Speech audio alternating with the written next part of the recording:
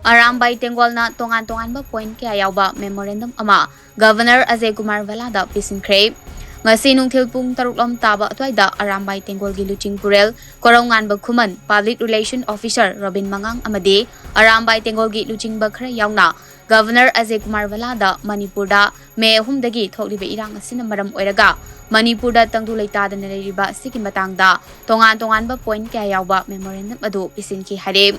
Memorandum aduda maru aina palliba ase border fencing implementation of NRC with 1951 ase vesir ohenba illegal immigrant halankiba suspension of operation su lokthokpa amade su violate toba militant group singi mathakta action lokhatpa poppy plantation toba singi mathakta action lokhatpa illegal immigrant singdagi ST status lokthokpa Village volunteers singi mathakta faba punba tobidaba MLR Act 1960 ching amasung tamda jab manana chana hanba amadi maitai ST status ta jalhanaba khanabiyo haiba wafam sing yawba memorandum ase governor da pisinke Governor gi maikai dagi so thokliba irang ase athubam tamda loisinduna ching amasung tampakta community punna chatok chasin yahanduna Manipur da santi hanjilaknaba honari amadi Arambai Tengol na memorandum ta paliba wafum sing asisu thabak ton thoknaba khanagani haina thajaba piraki haina PRO Robin Mangang na paumi singa unabada fogdoklamke Honorable Lakasida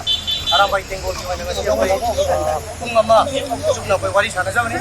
arai koi hana gumna hana mamangda koi pisan jagi ba apai memorandum sab mana memorandum ngasi Ajay Kumar Bhala Honorable Governor jo pisan jai ai ri ba kaino si memorandum ji mayam longbi ba yagani si apai memorandum longbi ba yagani aduga tai thodo ko leite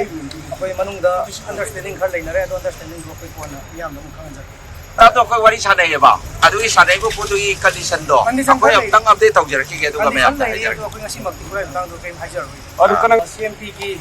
commissioner Munindro ay PRO isama Robin ade ako Luching Purel chief korongan hukuman ade unit 19 ki commander ko tangkol buka ko mali ko na siyaw. Governor ki thaja basi full peace la ani habi ki edu ko bat thaja ba piri invite hoga koi da so mal request aur isi